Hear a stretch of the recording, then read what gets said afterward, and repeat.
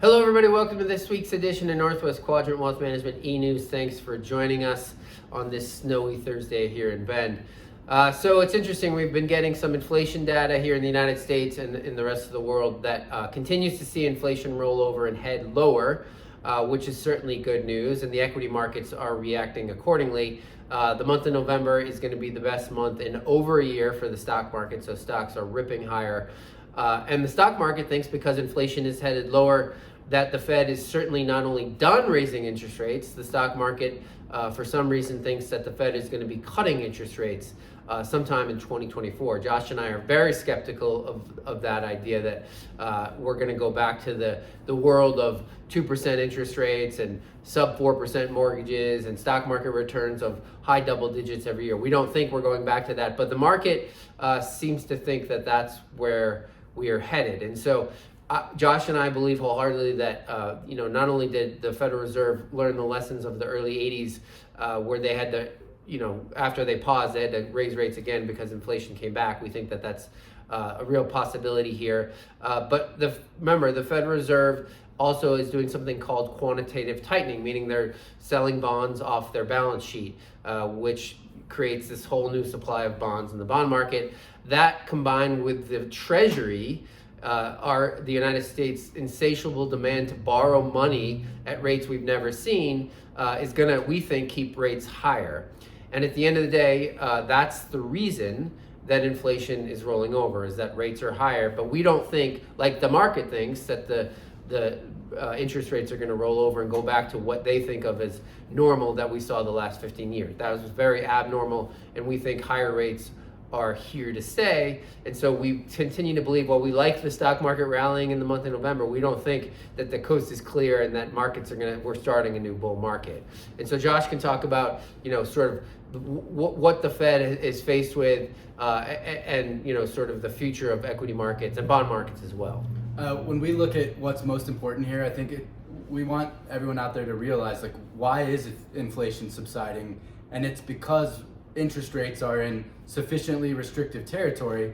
Absent interest rates being where they are today, inflation would not be subsiding. And that's where we feel like market participants maybe have it a bit wrong, in that if the Fed cuts and it follows through with market expectation, of course inflation is going to come ripping back, because all of the structural factors driving it aren't going away, and namely the lack of labor supply and competent workers, lack of labor productivity. Anyone trying to deal with anything in their daily life now has a pretty good anecdotal evidence of why it's so difficult to get things done now, to get things fixed or whatever else. But remember, inflation's a psychological phenomenon, and you don't kill it just with interest rates at 5% for 6 months. It's an embedded phenomenon. And so we believe that if the Fed actually does cut, inflation will come ripping back and it will prolong this entire dynamic. Another thing probably important for investors to note is just that 2024 is, of course, an election year, potentially the rematch that nobody wanted. And it's a year where the Fed, in its bid to maintain some semblance of political independence, is likely not going to cut interest rates because that could be perceived as political motivation.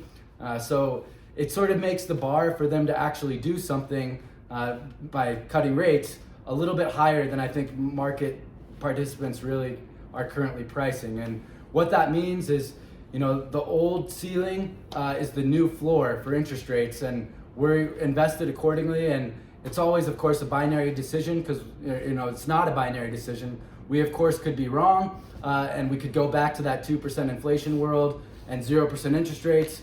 And if that's the case, we're all going to be rich on paper, at least until they have to do this again. But again, don't make the binary decision of being in and out, because there's not a clear answer here. And we just think that the market is maybe being a bit too optimistic as it relates to the Fed's willingness to cut rates.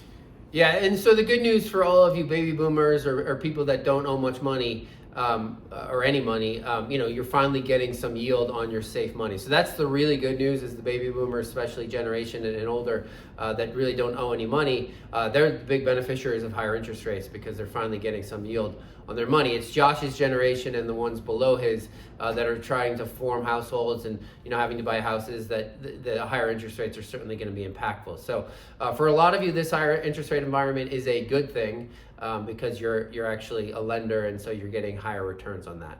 So as always, if you have questions about your account or your situation, give our office a call, 800-743-0988, or email either one of us, Josh or Tyler, at northwestquadrantwealth.com. We'll see you back here in a couple weeks.